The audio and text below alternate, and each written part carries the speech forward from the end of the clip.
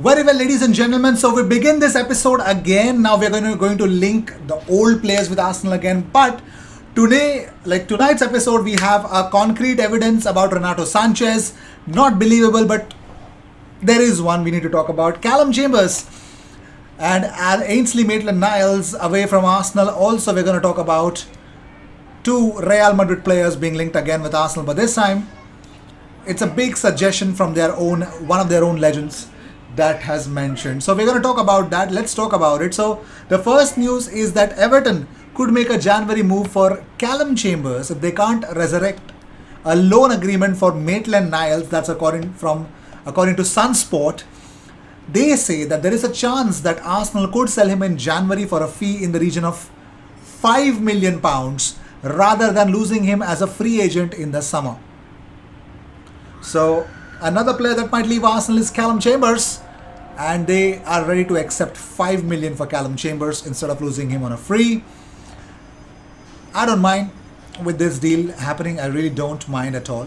So let's see how Callum Chambers, how this deal pans out to be. But moving on, next is of course Renato Sanches. Now, of course, mentioned it that Renato Sanches is wanted by Arsenal again, but the price tag put them off last time around, but they're still interested. So Arsenal are very much interested in Renato Sanches and have made their interest known to the player and his representatives as well as Lille. Arsenal have not made an offer yet, unlike AC Milan, but that could change in the coming weeks, according to Alexis Bernard from Leighton Sport. Now, Alexis Bernard is not a very good source. He's not at times. It's just too much to handle. So moving on, so talking about more stuff, ladies and gentlemen, what about Renato Sanches? Another update is that AC Milan, according to La Gazzetta dello Sport via Siempre Milan, AC Milan have overtaken Arsenal in the race to sign Renato Sanches. Sanches is flattered by the interest of Milan, and this is something that could lead to an acceleration of their pursuit. So that could be a deal that might happen, but that's Gazzetta dello Sport that say that it's pretty much clear that Milan are ahead of Arsenal. That's all I can say to you right now.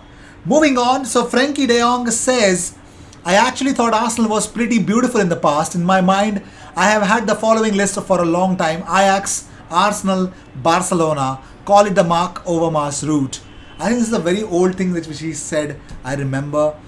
But I think now it's such a time for Frenkie de Jong. He might follow Alexis Sanchez route, coming to Arsenal, do the best, and then move to Manchester United and become a flop and go back to Inter Milan. So let's see what happens.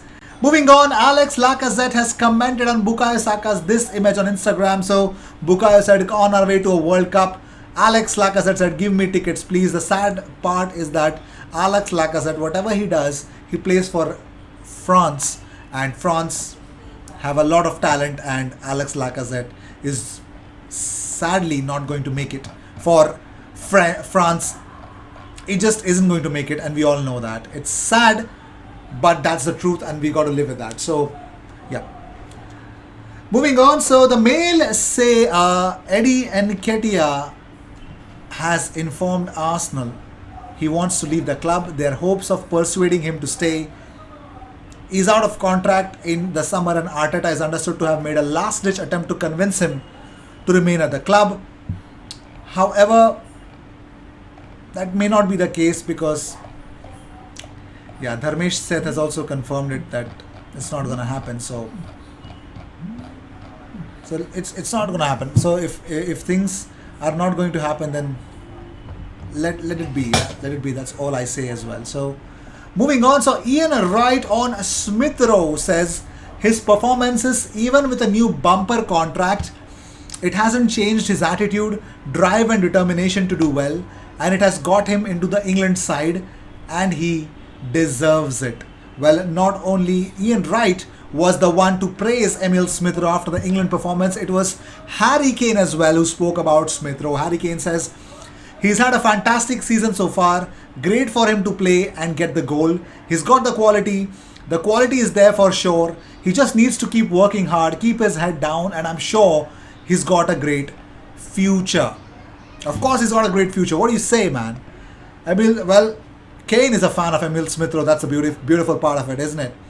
Moving on, Aaron Ramsdale on making his debut for England. He says, a night I have been dreaming of for a long time. It doesn't matter who we played or what the score was. It was a special day for myself and my family.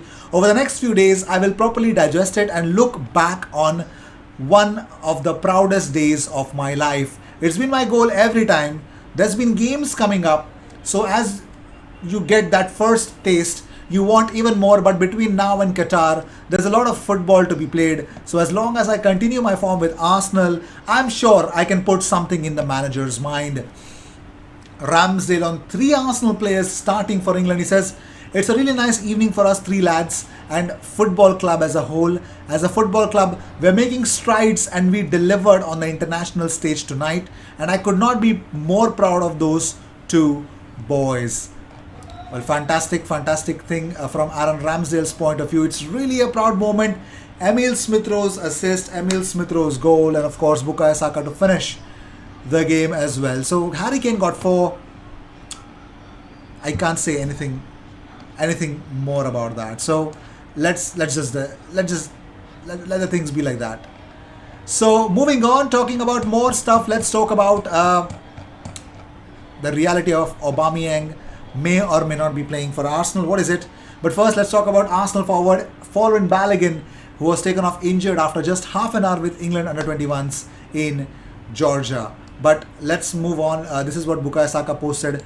Yes, Bukayo Saka is happy that he's going to Qatar. Moving on, so this was the image that circulated on Twitter that this Aubameyang's friend had suggested that he won't be playing the game against Egypt. So what's the reality about Aubameyang not playing against Egypt? So here's the truth. Although Aubameyang travelled with his country to Egypt, he took a private plane provided by Arsenal for him to return to London early.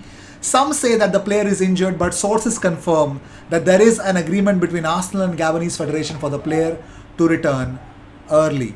The reality is the Gabonese Federation has confirmed that Aubameyang does not have any injury and that he took off on a private plane to London because he can play safely against Liverpool. Oh my God. Arsenal pulled off Aubameyang from that. Of course, it was a dead rubber, the Egypt versus Gabon game. But they sent off a plane, brought back their captain, and he's going to play against Liverpool. My God, Arsenal are crazy, man. I mean, superb. I love it. Fantastic thing from Arsenal. Moving on, so Dharmesh said, now here's the thing, the confirmation from Dharmesh said. He says, talks over new contract for Arsenal striker Eddie Nketiah so far failed to find a resolution. Increasingly likely, Nketiah will not stay beyond summer. Nketiah can sign pre-contract with foreign club in January. He wants regular football. Arteta wants him to stay though. Arteta wants him to stay, but that may not be the case. Moving on, so Liverpool Echo FC News, they say that according to them, Jordan Henderson and Sadio Mane will be evaluated during the next 48 hours as Liverpool are waiting to discover the extent of their injuries. The pair's participation against Arsenal is questionable. I think this is just a joke. I think they'll be fine. I just believe they'll be fine. So I won't be completely sold out on this news. But whatever. Anything that gets us 3 points, I'm up for it. Moving on, Arsenal are eyeing Isco. According to reports in the Spanish media via Team Talk, Arsenal are eyeing Real Madrid star Isco.